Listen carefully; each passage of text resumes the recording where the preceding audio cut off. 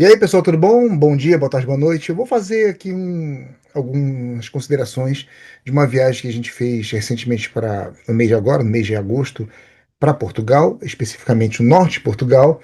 Então a gente vai falar em detalhes aquilo que a gente vivenciou, né, com os amigos, na nossa convivência, nos nossos caminhos, nos nossos passeios. A gente vai abordar um pouco sobre essas histórias, sobre essas paisagens e as pessoas que a gente foi conversando, né? E foi um lugar, foi uma tremenda de uma viagem espetacular, com muitas lembranças. Então é isso. A gente vai deixar aqui, ponto a ponto, os lugares por onde a gente passou. E a nossa acolhida foi num lugar, numa freguesia chamada Fão. O conselho, em Portugal utiliza esses nomes, né? Freguesia, conselho. O conselho chama-se Esposende e foi para lá que a gente se dirigiu. Bom, o nosso resgate foi lá no aeroporto do Porto, a cidade do Porto. Tecnicamente, não é na cidade mesmo, já é fora, é ali entre Maia, Matosinhos, aquela área ali, né? Os nossos amigos que nos acolheram, fizeram o nosso resgate ali e nos levaram, nos conduziram à cidade onde eles moram. E então, a gente vai falar um pouco sobre esses pequenos detalhes. Primeiro, vamos começar com essa freguesia chamada Fão. Bom, primeiramente, Fão fica mais ou menos a 50 quilômetros ao norte do Porto, é um acesso fácil.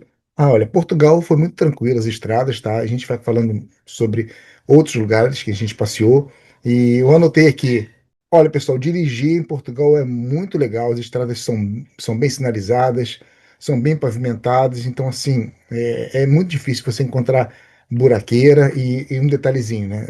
Eu acho que em nenhum lugar eu vi essa aberração chamada quebra-mola. Bom, e tem dois meios para você chegar. O meio mais rápido, acho que normalmente sugere-se que são estradas pedagiadas, né, pelo pedágio.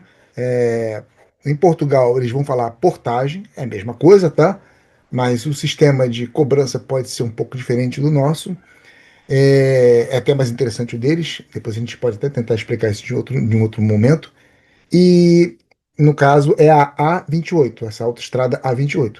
Mas quem quiser ir um caminho mais serpenteado, que vai ali beirando o litoral, vai pela EN13.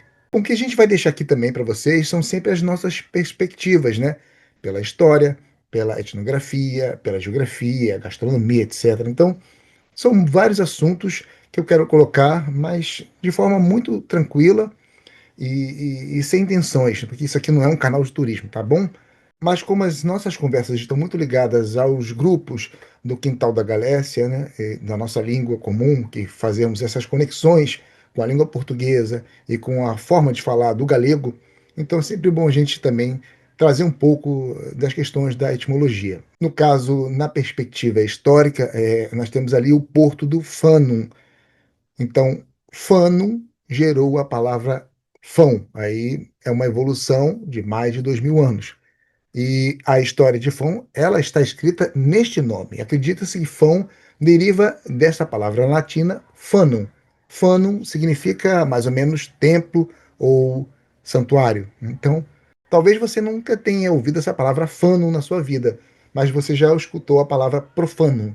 Então, o profano seria o contrário de fano, né? Profano está fora do templo e Fanum seria o templo. Então ali deveria ter algum santuário de adoração.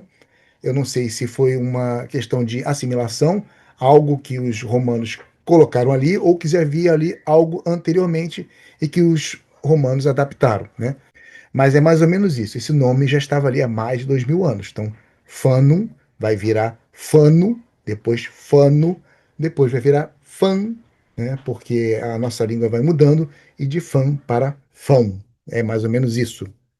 Bom, o que se adorava ali praticamente, a divindade, etc., eu não faço a menor ideia, não consegui nenhum tipo de informação a respeito, mas temos ali a força do oceano, né, no caso o Oceano Atlântico, e ali é onde deságua o rio Cávado. Então, pode ser algum culto, alguma divindade relacionada à água, não sei, né? A gente pode sugerir isso, pode suspeitar, mas não é nada concreto. O mais certo mesmo é que Fão era muito mais do que um local sagrado. Era, acima de tudo, um porto comercial e estratégico na foz do Rio Cávado. E a gente vai falar isso em um outro momento. Valeu, pessoal. Um abraço. Tchau, tchau.